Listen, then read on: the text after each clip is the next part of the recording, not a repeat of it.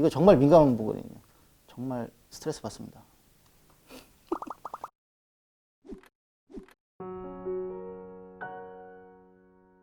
한수원까지 제가 선수 생활을 이어가다가 이제 재계약이 안 돼서 이제 선수 생활 그만두고 그 코치님들이 전부 다 코치하라고 이렇게 연락을 주셨었어요. 체력적인 향상은 좀 노력과 비례해가지고 향상되는 게 눈에 띄게 좀 보이고, 코치지만 다른 사람의 몸을 먼저 좀 알자로 시작된 거죠. 그래서. 성적표랑 이런 거 들고 다 찾아다녔어요. 쌍파울에 있는 대학교 공부하려면 그럼 비자가 있어야 된다. 아, 비자는 어떻게 하는 거냐. 이제 거기서부터 시작을 한 거예요. 대학교 졸업하고 나서 이제 계속 프로팀을 돌았죠. 프로팀에서 연수하고 이 프로팀의 피지컬 코치가 어떻게 하는지 전체적인 흐름 보고. 요즘 들어서는 수요가 많이 늘어나고 있는 실정이긴 한데 많이 일할 자리는 없었어요. 프로팀 혹은 프로 산하에 있는 유스팀 그 정도가 이제 피지컬 코치가 이제 있었는데, 뭐 이제 대학 막 졸업해서 어떤 경험도 없고 저를 증명할 수 있는 부분이 없기 때문에 바로 가서 일을 할 수는 없었고, 운동센터에서 좀 근무를 시작을 했어요.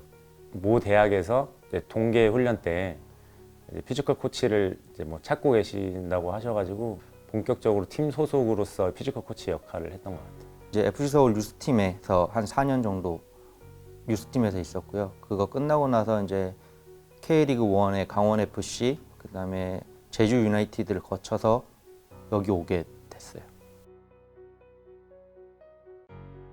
한 팀에서 일을 하게 되는 것은 1년 동안 제가 전부 다 끌고 갈 수 있다라는 거, 체력적인 부분. 그다음에 협회에서 한다라는 것은 이벤트 경기들이 많잖아요. 토너먼트 경기들이 많아서 새로 시작해야 된다라는 점. 들어오게 되면 그 체력 수준을 한 곳에 모으는 작업들이 조금 더 어려운 것 같아요. 어떤 체육학과 이제 전공을 통해서 거기 관련 학과에서 이제 뭐 피지컬 코치로서 일하기 위한 어떤 관련 과목들이 있잖아요.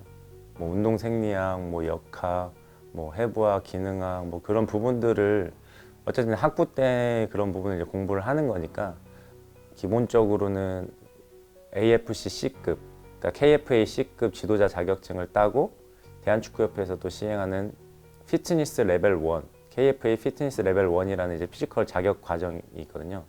이제 프로축구연맹에, 그러니까 프로팀에 가서 활동을 하시길 원하시면 이 KFA 레벨 2 혹은 AFC 레벨 1 그 피트니스 자격증을 이제 취득을 해야 뭐 향후에는 그 자격이 갖춰져야만 이제 벤치에 앉을 수 있는 걸로 이렇게 알고 있어요.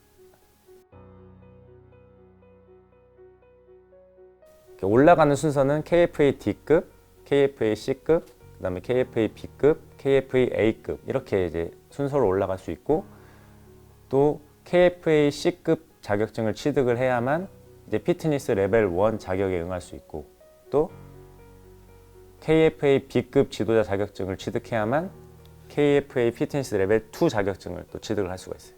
그러니까 이게 순서가 있는 거죠. KFA 그 아카데미 홈페이지에 가시면 그 1년의 어떤 그 자격 과정에 대한 일정이 항상 올라오거든요. 그러면 이제 거기 가서 어느 해에 어떤 자격증을 취득을 하고, 또 어떤 해에는 어떤 자격증을 취득하고, 어떤 그런 스케줄을 좀 잘 짜야 되지 않을까 싶습니다.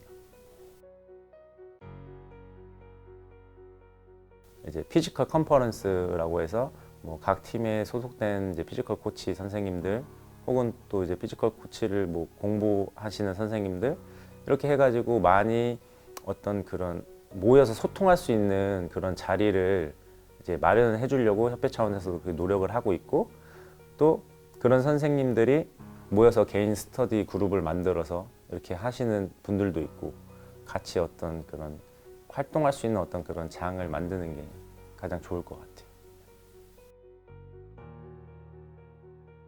피지컬 코치가 되려면 어떻게 해야 돼요? 라는 질문들이 되게 많거든요. 그러면 저희들은 하는 말이 있어요. 피지컬 코치가 되려면 첫 번째는 생리학 공부를 해야 된다. 두 번째 뭐 트레이닝 방법론을 공부를 해야 된다라는 이야기는 하는데요. 사람들이 전부 다 거기까지만 해요. 제가 처음 피지컬 코치를 시작하면서 생리학 책을 3장 넘기는데 3개월 이상 걸렸거든요.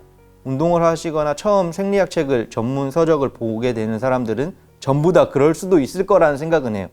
근데 거기를 넘기다 보면 아, 내가 운동할 때 이런 것 때문에 이걸 했구나.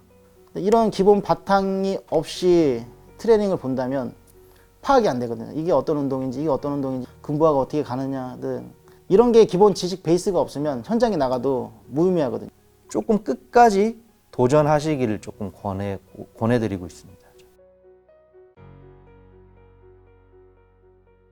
제가 했던 공부가 다 맞다.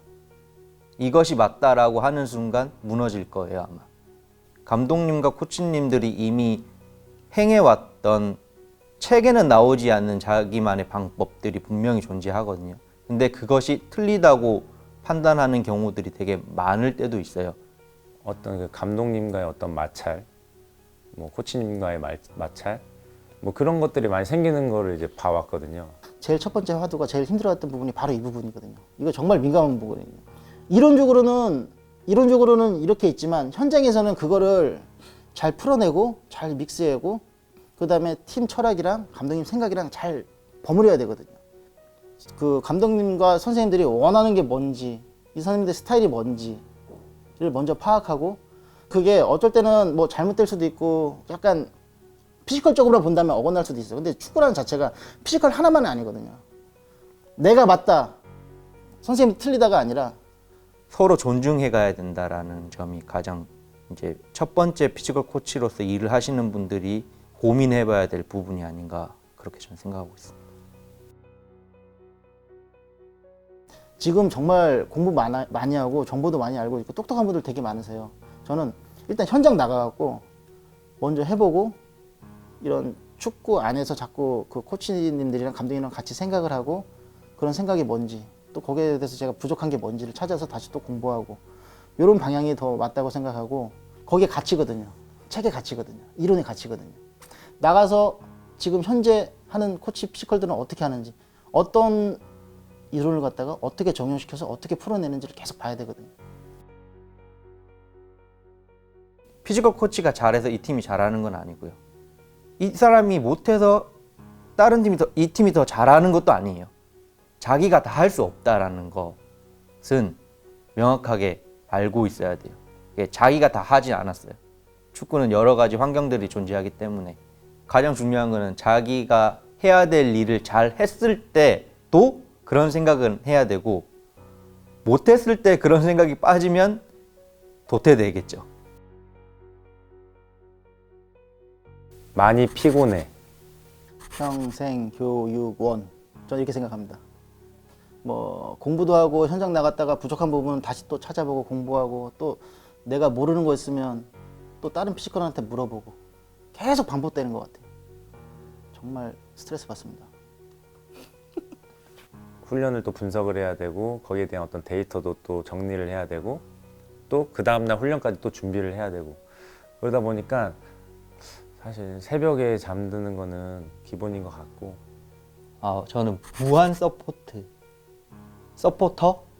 서포터가 맞는 것 같아요. 무한 서포터. 선수들이 힘들 때 가장 힘들게 하는 사람이 피지컬 코치고요. 제일 힘들 때 다독이는 사람도 피지컬 코치가 돼야 되고요.